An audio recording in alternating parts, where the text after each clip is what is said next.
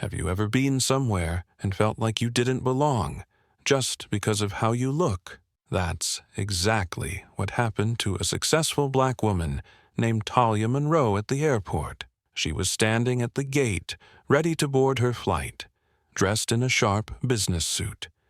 She had a first-class ticket in her hand, but instead of being welcomed, people started treating her like she didn't deserve to be there. Security hovered around her like she did something wrong. The gate agent didn't even check her ticket properly before telling her to step aside. It was clear something deeper was going on. But before we get into what happened at the airport, you need to know who Talia is and what she went through to get here. Talia grew up in Jackson, Mississippi, with her mom, Denise. Her mom worked 2 tough jobs. She cleaned houses during the day and worked at a local diner at night. Life wasn't easy. There were days they barely made it. But her mom always reminded her that being kind and working hard would take her far. Even when money was tight, Talia stayed focused on school. She didn't have a computer at home, so she walked to the library after class to use the ones there. That's where she taught herself how to build websites. She was just 14. While other kids played games, she was learning code. By the time she turned 19, she got an internship in Silicon Valley. It was a big deal. But it wasn't easy. She was usually the only black girl in the room. People didn't always take her seriously. They talked over her, ignored her ideas. But she didn't let that stop her. She kept showing up, kept learning, and worked twice as hard. Years later, Talia became the CEO of a big tech company called Nova Loop. Her company made smart software that helped people with disabilities use technology better. She hired a diverse team and made sure everyone felt seen and heard. Talia believed in giving others the same chances she fought for.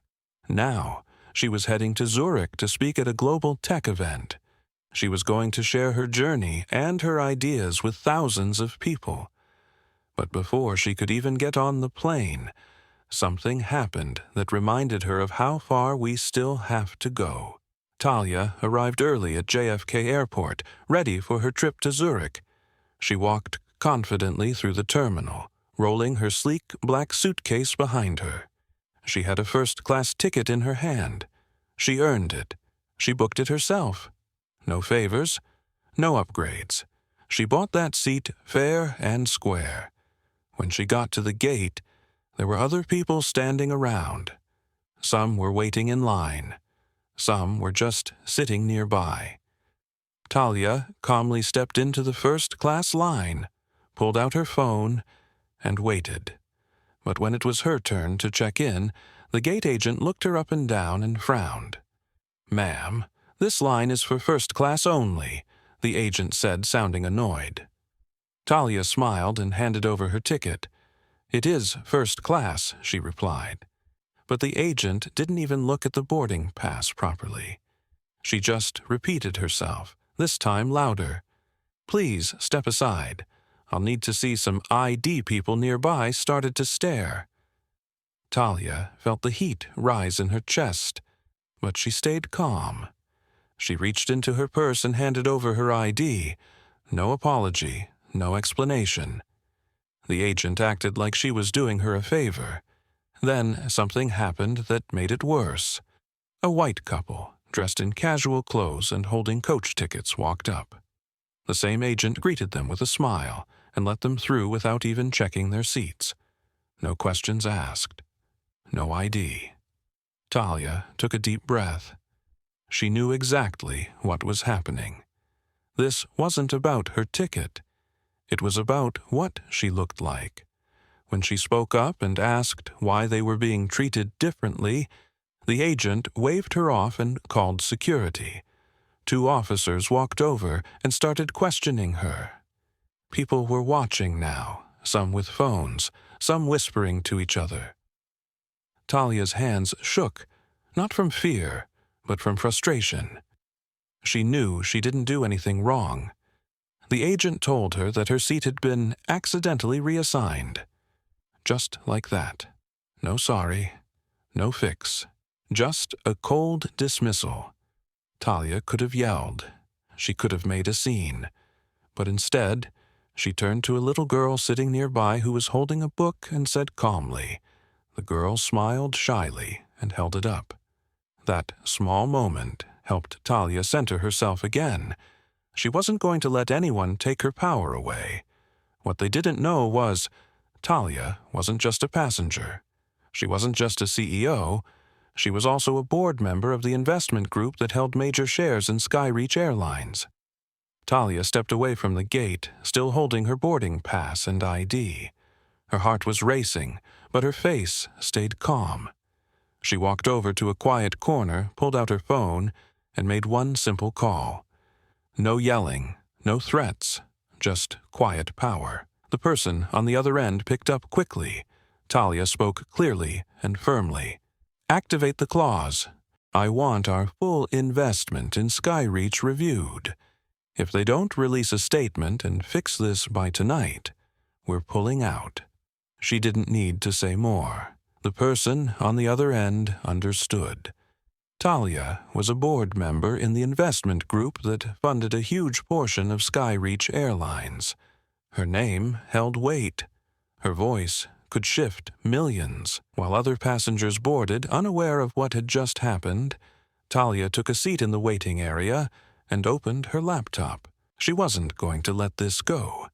Within an hour, her team drafted a formal letter outlining the incident, requesting accountability, and demanding immediate change.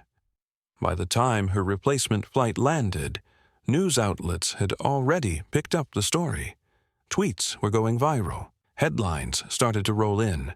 Black CEO denied boarding in first class, takes on airline. Racial profiling at 30,000 feet. Tech leader speaks out. The airline's stock began to dip. Customers started tagging Skyreach on social media, demanding answers.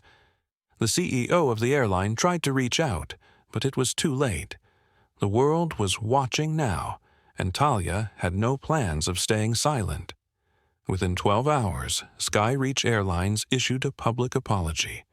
Not a quick tweet, not a quiet message, but a full press release. They admitted fault.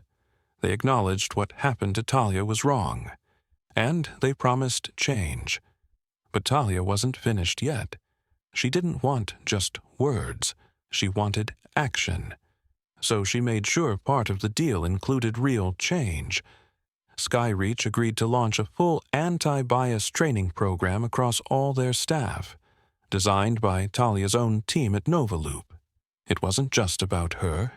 It was about making sure no one else would ever go through the same thing. The airline also offered her a large settlement for the incident. But instead of keeping the money, Talia donated it to create a scholarship fund for young black girls who wanted to study tech. She called it the Sky Seat Scholarship, a reminder that no one should ever be told where they can or can't sit. A few days later, Talia gave her speech at the tech conference in Zurich. But it wasn't just about technology anymore. She told the crowd what had happened. She shared her journey, from the library computer in Mississippi to leading a tech empire and standing up to a global airline. Respect isn't earned based on the color of your skin or the clothes you wear. She told the audience, it's a right. It's basic. It should be automatic. The crowd rose to their feet. People clapped. Some cried. Her speech went viral. She didn't just inspire tech professionals. She inspired millions around the world. Back home in Mississippi, Talia's mom, Denise, sat on the couch with a warm cup of tea, watching the live stream of her daughter's speech on her phone. The camera zoomed in on Talia standing tall on that big stage in Zurich, lights shining down on her. Denise wiped a tear from her eye and whispered, "That's my baby."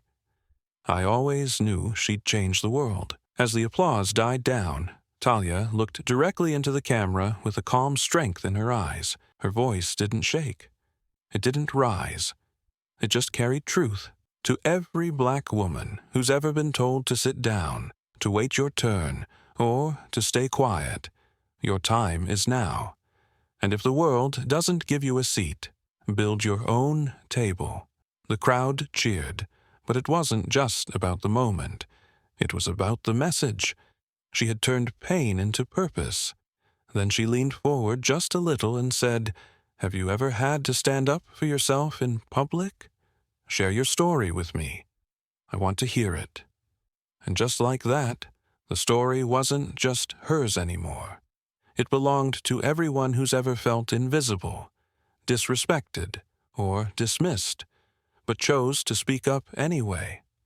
Now that Talia's story is out there, it's your turn.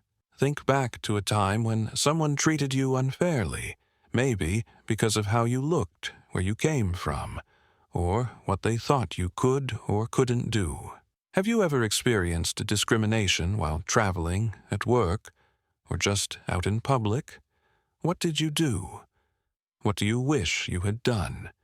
Drop your story in the comments. Let's talk about it. Let's support each other. Because the more we share, the more we grow, and the more we push this world toward real, lasting change.